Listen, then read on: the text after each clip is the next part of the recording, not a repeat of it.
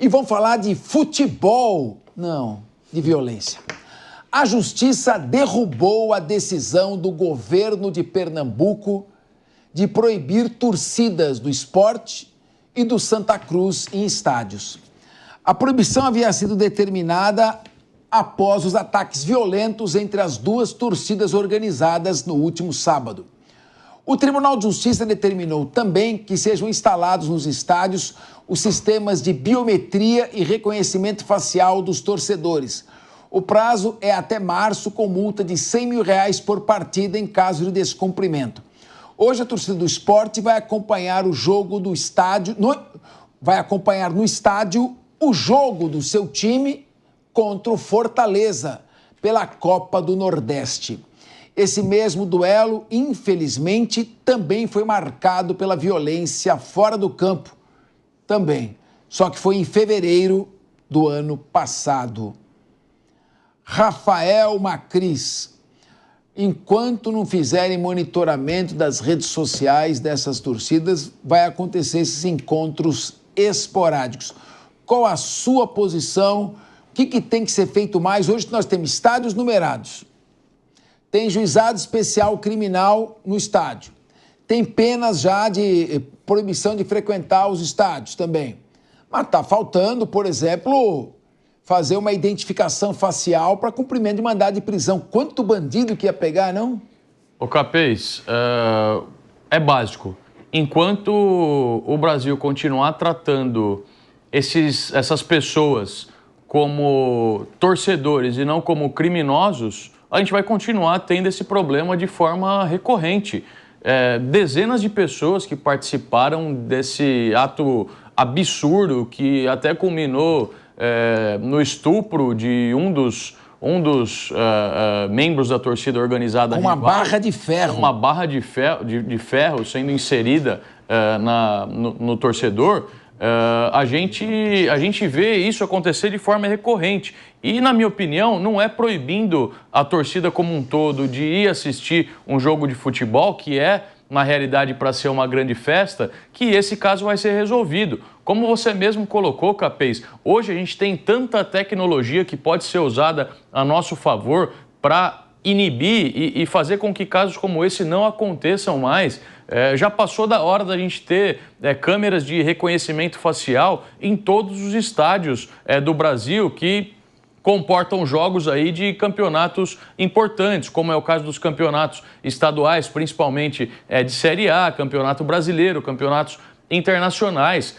Você vê que muitas vezes esses criminosos são tratados como torcedores e essas brigas são relativizadas.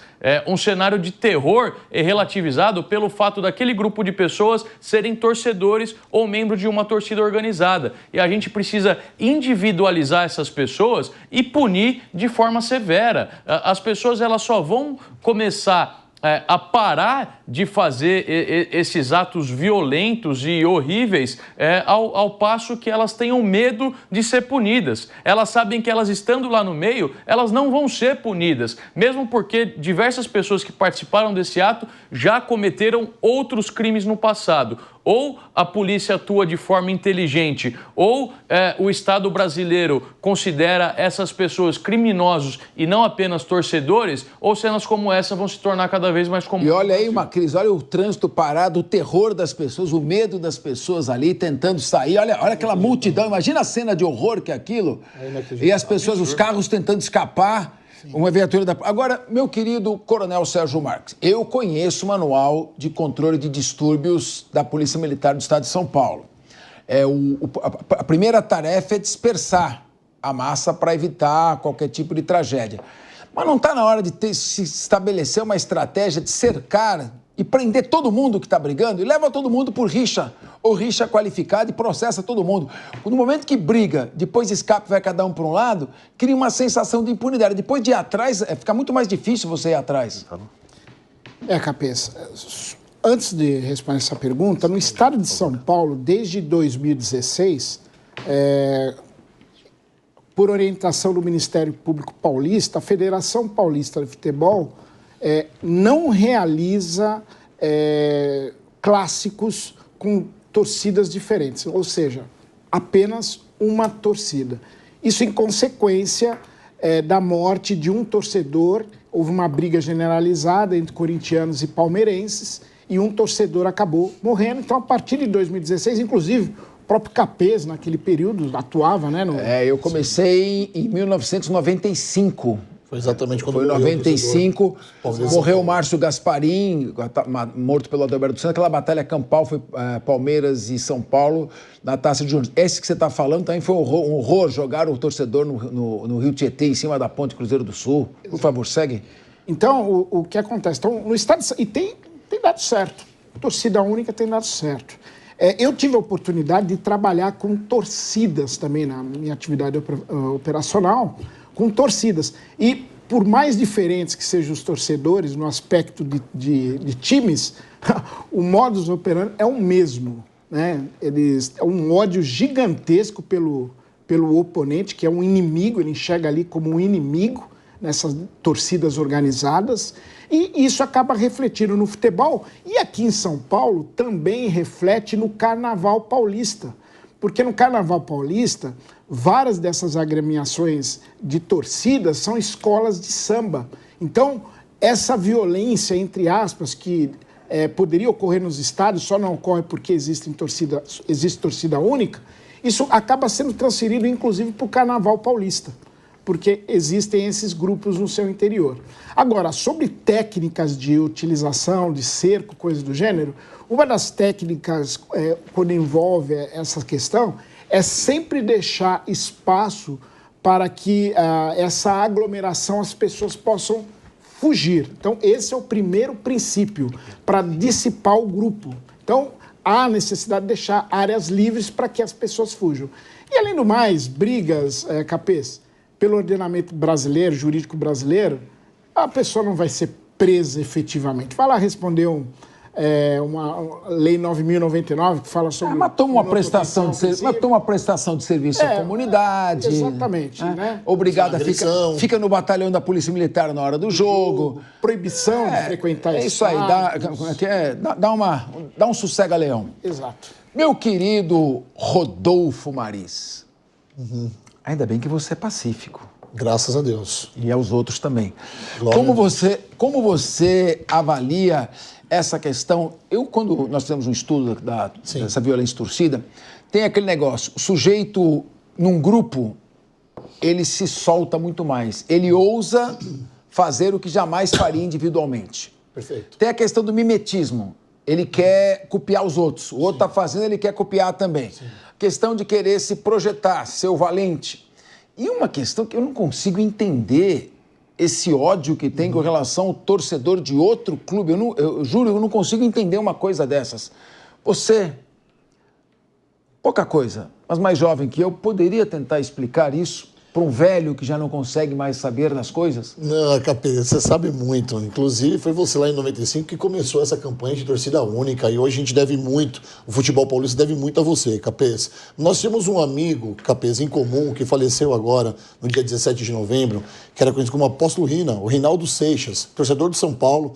Ele me ensinou uma coisa muito sábia. Ele falou que o meio que te cerca te influencia. Então, o que você está falando aqui, quando uma pessoa do bem está no meio de 10 bardeneiros, 10 vândalos, ele se torna o 12º. Nesse caso, que a gente está vendo as imagens, que a gente está acompanhando pela televisão, não era uma torcida organizada. Era uma torcida que não estava vestida com a camiseta de torcida organizada. Eles tiraram a camiseta da torcida organizada e colocaram a camiseta do time. E se passaram por torcedores normais. Olha só que absurdo. Quem é que sai de casa? Existe uma imagem rolando na internet, verídica desse dia, de um pai com uma menina com cerca de 3, 4 anos em seu colo e ele chutando a cabeça de uma outra pessoa no chão. Ele estava com uma criança no colo, provavelmente poderia ser a filha dele, e chutando uma outra pessoa. Qual é o tipo de aprendizado que esse pai está passando para essa criança? Lembrando que a gente educa os nossos filhos pelo exemplo.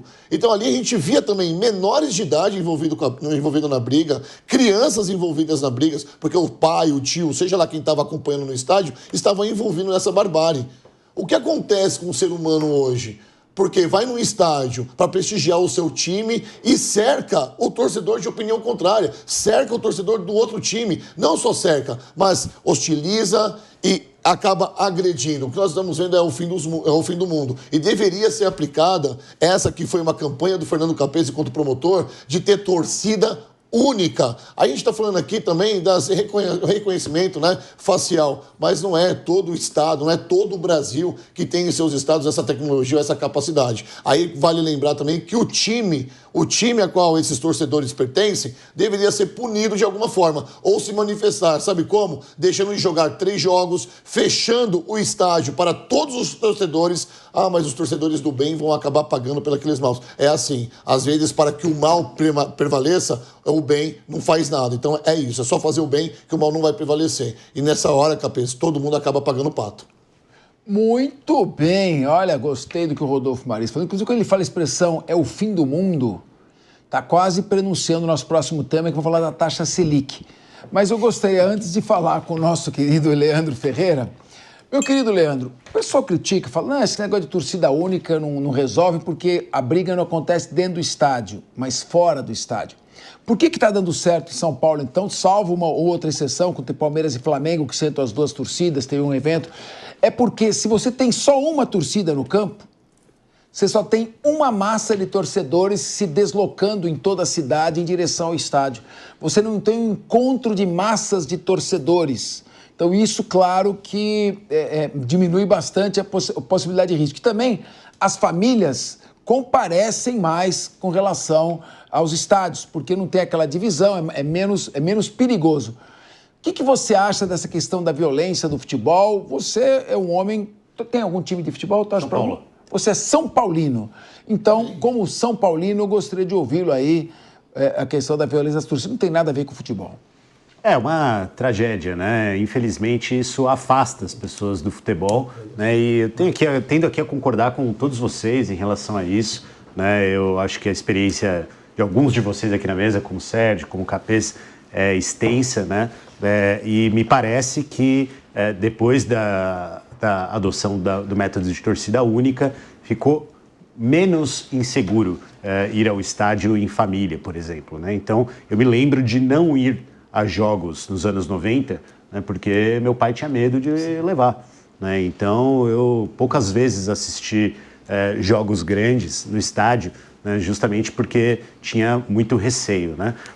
Ia bastante ao Esporte Clube Santo André com meu pai, porque ele é torcedor de Santo André, foi aniversário dele ontem, inclusive, então mando aqui meus parabéns. Como é que chama seu pai? Rock Lane. Seu Rock, parabéns aí pelo seu aniversário e parabéns pelo título da Copa do Brasil de 95, que o Santo André derrotou o Flamengo em pleno Maracanã. Parabéns ao seu Santo André. Foi 2005, né? 2005, tem razão. 2005. 95 foi o Corinthians contra o Grêmio. Ali foram momentos intensos em casa. Mas fico entristecido, só acho que tem duas coisas importantes de notar sobre torcidas organizadas. Uma é que é perigoso até falar sobre isso, mas tem ali um acobertamento de outras práticas criminosas, né? Então tem uma série de violências ali, tráfico inclusive, né? Que eu acho que precisa ser olhado com muito cuidado, né? E uma outra coisa é que é um ambiente que, além de afastar as pessoas por conta da violência, é um ambiente extremamente machista, misógino, né? Ele é um ambiente preconceituoso, né? Que acaba sendo violento de outras formas para além daquelas da violência física.